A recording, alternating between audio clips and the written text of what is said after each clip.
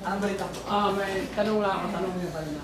Tanong mo na. Galap niyo ba balita? Ito na, noong nangaral si Jesus, sinabi niya sa kapag ako'y umalis, gagawa ang tao at lalalang ang tao ng Diyos-Diyosan.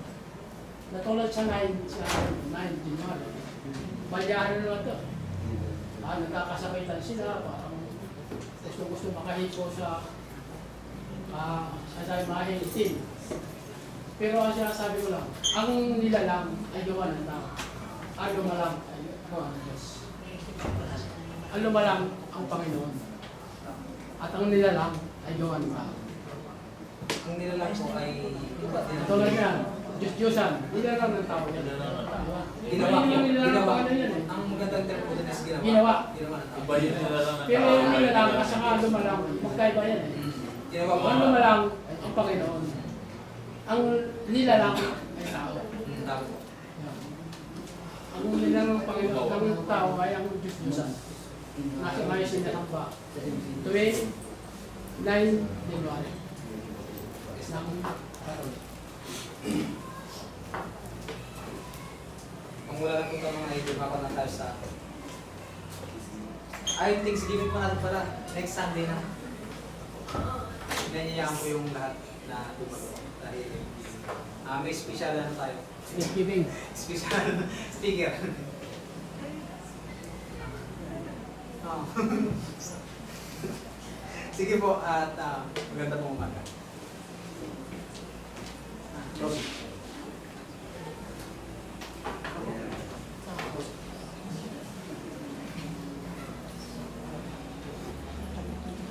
One photo na lang po.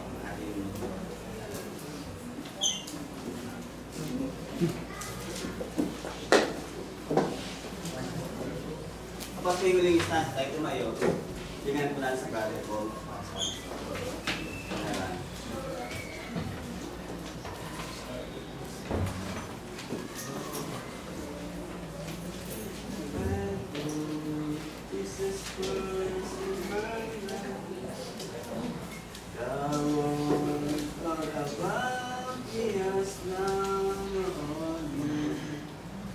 Ready? Sing.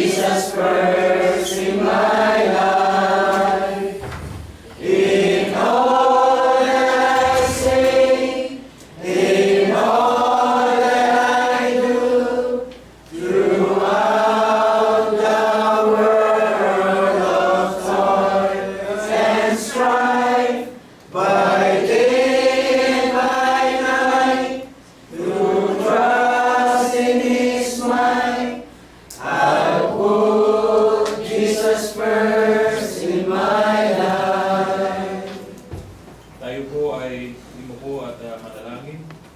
Diyos Ama na makapangyarihan sa lahat na may gawa ng langit at ng lupa sa namin mga buhay.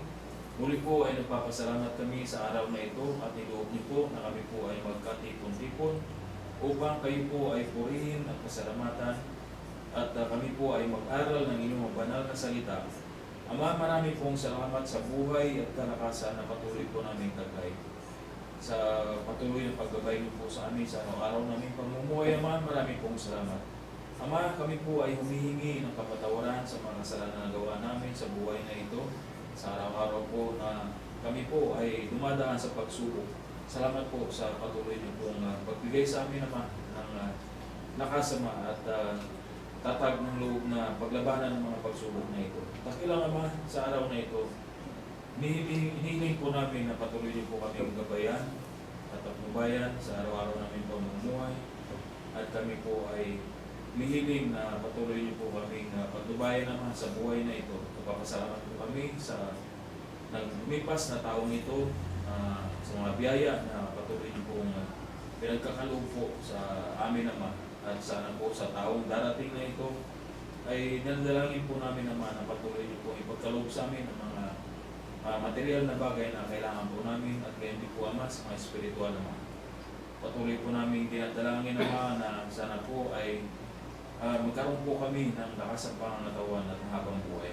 Ama, dinadalangin din po namin ang mga kapatid po namin na hindi po namin nakapiling sa araw na ito kung ano man po ang kanilang mga kadahilanan naman, kung sila man po ay nasa banig ng karamdaman at may dinadanas sa sakit o karamdaman. Ama, ipuin niyo po na inyong mapagpalang kamay ang kanilang katawang lupa upang manumbalik ang kanilang kalusugan, Ama.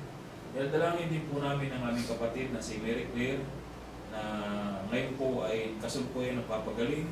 Ama, ibalik niyo po o ipagkaloob niyo po sa kanya ang kalakasan muli, Ama, upang siya po ay makasama po ng kanyang mga mahal sa buhay na matagal pa po. Ama, kung paano niyo po kami iningatan na makarating sa dakong ito, dalangin din po namin na sana po ay makarating din po kami na ligtas sa aming mga tahanan at mga pagpupuntahan pa po namin lugar. Ama, lubang napakaraming bagay ang gusto po namin hilingin sa inyo, ngunit alam pong batid po ninyo kung ano po ang mga bagay nito na sana po ipagkaloob po sa amin sa pamamagitan at karapatan ng inyong buktong na anak, namin Panginoon, si Kristo Jesus, ngayon magpakailan pa man. Amen.